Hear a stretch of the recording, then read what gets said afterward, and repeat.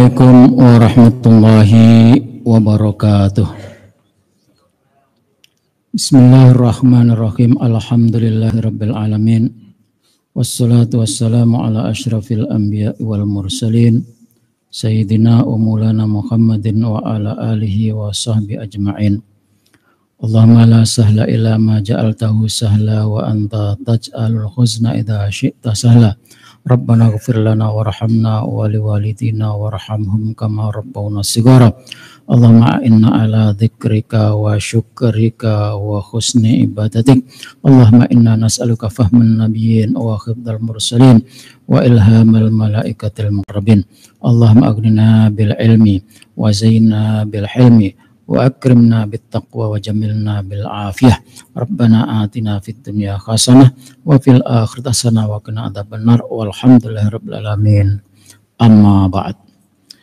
Jamaah salat zuhur Masjid Jami Al-Ihsan, bapak-bapak dan saudara-saudara sekalian, ibu yang dimuliakan Allah. Marilah kita lanjutkan kaji kitab Ushulul Fiqh untuk bekal perjalanan hidup kita, bekal bersosialisasi di tengah-tengah masyarakat supaya kita hidup saling menghargai, saling memuliakan, saling mengerti. Itulah prinsip yang diajarkan oleh Rasulullah SAW dalam sebuah perkumpulan atau bermasyarakat, berbangsa dan bernegara. Beberapa hari yang lalu sudah kita sampaikan asas dasar hukum yang diterapkan ketika hubungan pemerintah dengan masyarakat atau hakim dengan orang yang berperkara diatur sedemikian adilnya oleh Al-Quran. Tidak ada yang dirugikan satu pihak dan tidak boleh ada yang orang diuntungkan sendiri di satu pihak. Nah, sekarang kita masuk kepada hubungan sosial antara orang-orang Islam dan non-Islam, Muslim dan non-Muslim. Muamalatul muslimin li ghairihim.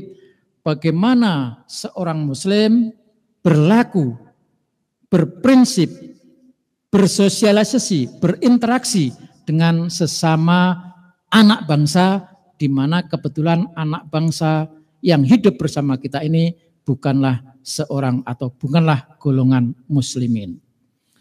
Maka kalau merujuk kepada kitab yang ditulis oleh Abu Zahra ini, beliau tidak langsung menyebut. Kalau kita kan bisanya lawan muslim adalah kafir.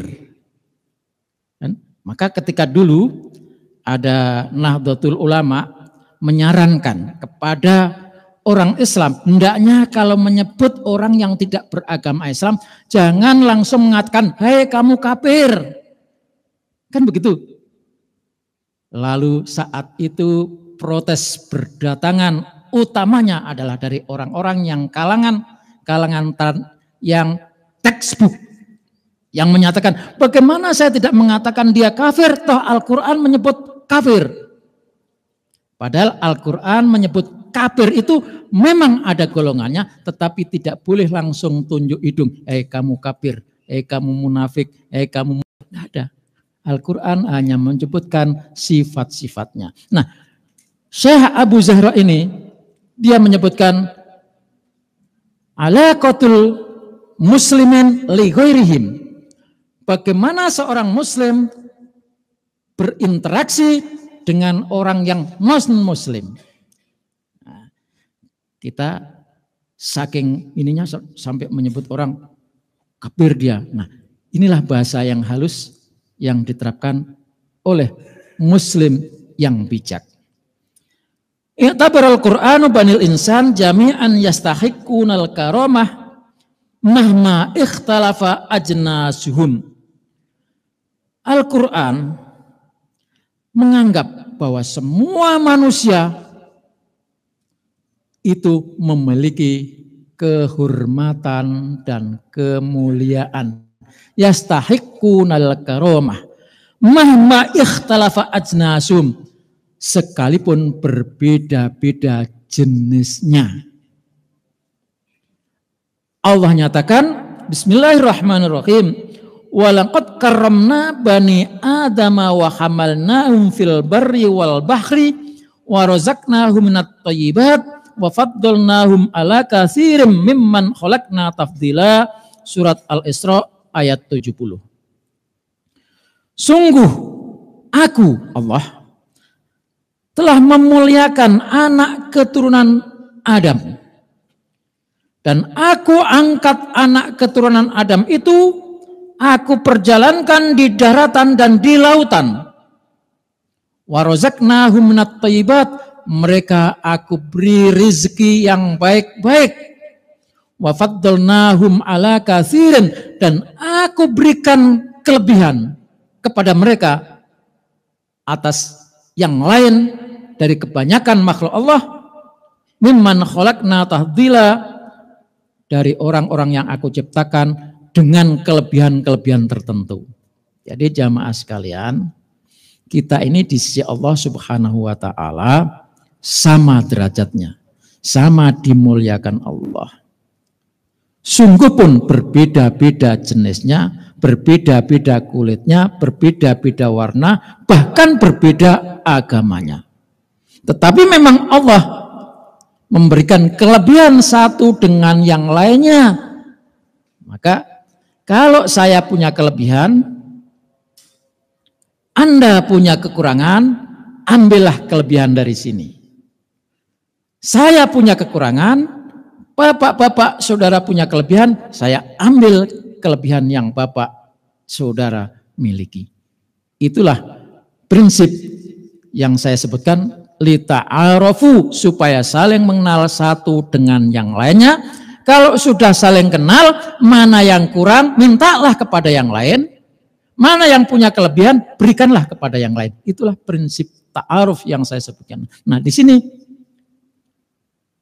Allah tidak menganggap satu dengan yang lainnya, walaupun berbeda, semuanya dimuliakan oleh Allah Subhanahu wa taala. Wa'tabaral musawat baina bani Adam fi aslil hukuk wal wajibat haqqan tabi'an mustahiqqan bimuqtadal fitrah. Dan Al-Quran menganggap persamaan, ya, persamaan di antara makhluk-makhluk Allah di dalam hak dan kewajiban. Jadi yang muslim, non muslim, ya, yang kita sebut kafir, orang bilang, dan tidak kafir, semuanya punya hak dan kewajiban. Wabil khusus hak-hak dalam masalah hak asasi manusia yang tempo hari saya sebutkan itu. Hak asasi manusia yang 5 itu adalah keyakinan setiap orang berhak meyakini, mengikuti keyakinan yang diyakini. Setiap orang dijamin boleh mempertahankan, mencari rezeki, punya hak untuk mempertahankan anak keturunan, punya hak dijamin sama kehormatannya, punya hak dijamin atas nyawanya. Di situ persamaan yang diberikan oleh Allah Subhanahu wa taala kepada umat manusia. Dan Allah sudah berfirman juga seperti yang saya sebutkan tadi, wa ja'alnakum syu'uban wa qabaila lita'arafu. Jadi ta'aruf itu prinsipnya adalah saling mengenal. Kalau sudah saling mengenal, kita adalah sama, apalagi dalam jamaah ini semua jamaah sama. Tetapi di sisi lain yang punya kelebihan, berikan kelebihan itu. Yang punya kekurangan, akui punya kekurangan dan mintalah kepada yang lain. Jadi di sini saling beri memberi. Wa bihadzal ruh as-samiyah faradal Qur'an minal huquqil insaniyah al-mukhalif bi miqdari ma faradal lil muwafiq. Dengan asas semangat kebersamaan itu, maka Islam memberikan hak-hak kepada orang-orang yang sekalipun beda dalam keyakinan. Di sini menyebut al-mukhalif. Jadi orang yang tidak seagama dengan kita. Kita kan muslim. Mu'alif, penulis kitab ini tidak menyebutnya orang yang tidak sepaham dengan kita. Penulis kitab ini tidak menyebut kafir, tapi orang yang berbeda. Jadi kita yang muslim dan orang lain yang tidak muslim, yang tidak sama dengan kita, itu hak-haknya sama. Ya, hak-haknya sama, di hadapan negara juga sama, di hadapan Tuhan juga sama. Kan gitu. Maka kepada orang-orang yang berbeda tadi, karena hak asasinya dijamin oleh Islam, dijamin oleh Al-Quran, artinya dijamin pula oleh Allah Subhanahu wa Ta'ala akan diberikan, maka orang yang berbeda tidak sama dengan orang Islam, tetapi dia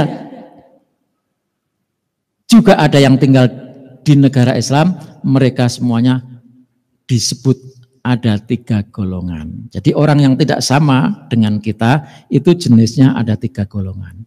Yang pertama namanya ya dhimmiyun wa mu'ahadun. Dhimmiyun kalau dalam bahasa fikihnya namanya kafir dhimmi. Orang yang tidak seagama dengan kita tapi hidup dalam satu negara dan dia juga sama-sama berjuang untuk negara, maka mereka itu disebut namanya dhimmiyun wa mu'ahadun. Seperti Indonesia ini, karena dulu negara ini diperjuangkan oleh orang-orang Islam, para santri, para kiai, tetapi juga diperjuangkan oleh orang-orang non-muslim, maka negara ini disebut namanya negara mu'ahadah. Negara yang dibangun atas dasar kesepakatan bersama. Kesepakatannya apa? Negara Kesatuan Republik Indonesia, dasarnya aja Pancasila. Maka Pancasila itu adalah asas yang disepakati bersama oleh muslim dan non-muslim.